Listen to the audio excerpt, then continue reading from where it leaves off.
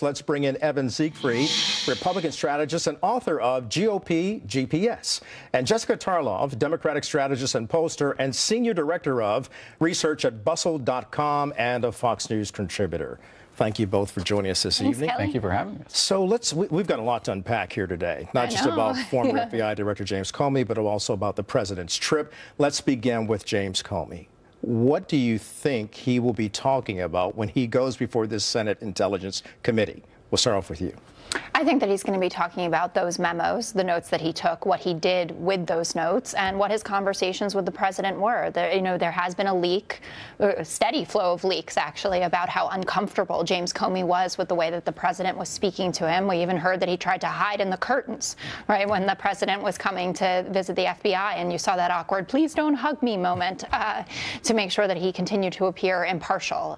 So I think we'll be hearing a lot about that, but also, as much as he can share about where the investigation is without being inappropriate. I think that from now going forward, certainly he doesn't want to get into any issue like the letter 11 days out from the election again. And He knows that the investigation is now in safe hands.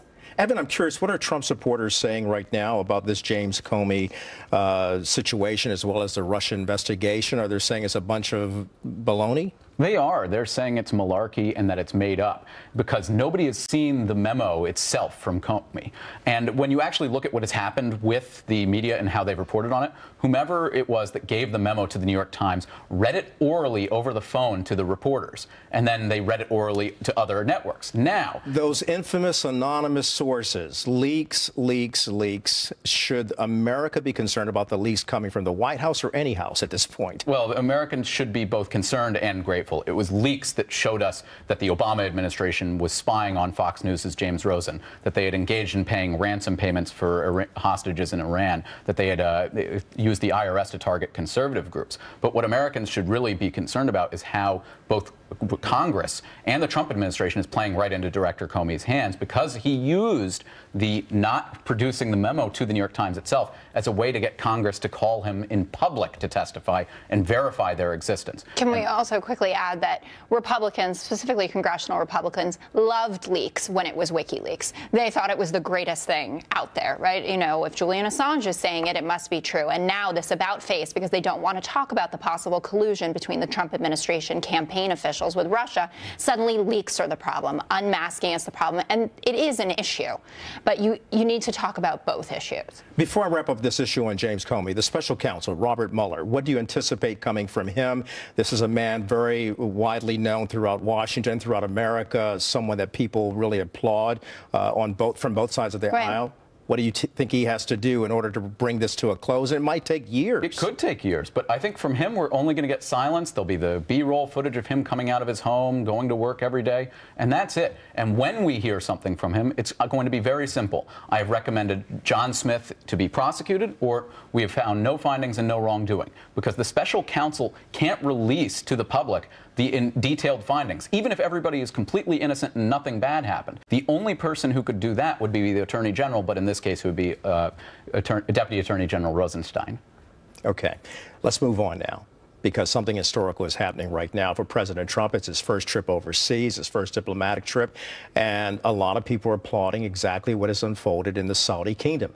They welcomed him with open arms, 50 Arab leaders showing up as well as leaders from Africa, and they talk about terrorism. He didn't talk about human rights, and he's receiving some criticism here at home for not discussing human rights, but he went on to say, we have to deal with the issue of terrorism. Now, his Secretary of State, Rex Tillerson, told our own Chris Wallace this morning on Fox News Sunday that he believes that they first must deal with the security issue, and then they can start talking about things like human rights. What say you two?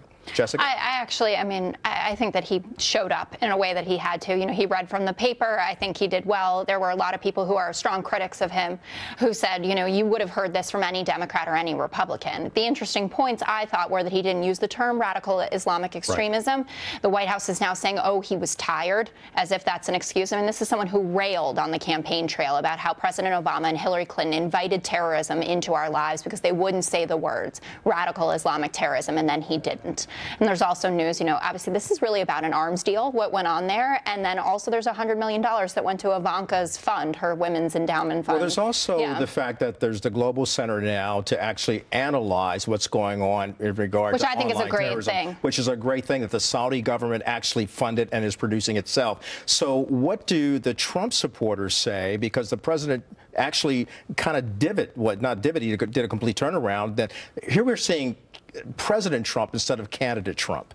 He's no longer saying Muslims or Islam hates America. He's saying we must reach out to each other to end this vicious practice of terrorism. So far, this trip has been very successful for President Trump. He has gotten this Global Terrorism Cooperation Center where we can track online hate and track terrorists and the financing of terrorists as well. And that is a very important part in the war on terror. At the same time, the president did get the arms deal. And we also are seeing that the Saudis are coming to the U.S. because they want us to invest in Saudi Arabia, invest in their infrastructure.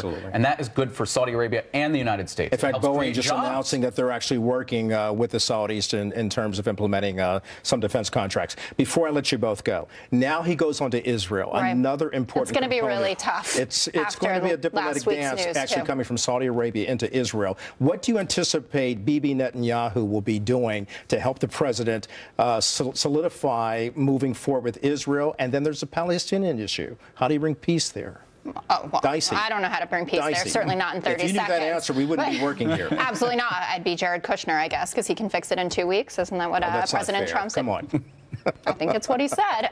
No, I think that Bibi will be extremely gracious in public, and I think that there will be a lot of shaking hands, a lot of hugging. But I think behind the scenes, there'll be conversations about this arms deal, which is extremely worrying for Israel, and as well about whether President Trump turned over classified information that he got from the Israelis to the Russians when they were hanging in the Oval. Evan, I got to go real quickly. Say something real quickly. I think Jesse's 100% right, but I think that agreement. However, Bibi Netanyahu is absolutely going to do his best to work with President Trump and show that public strength and unity that bonds Israel. The important Israel thing is finding that common ground, just as he did in Saudi Arabia, and hopefully that is something that will continue throughout the we need Israel more than we need Saudi Arabia. Yes. There are people. All right, very good. Jessica and Evan, thank you very much. Thanks, Kelly. Good to have your insights.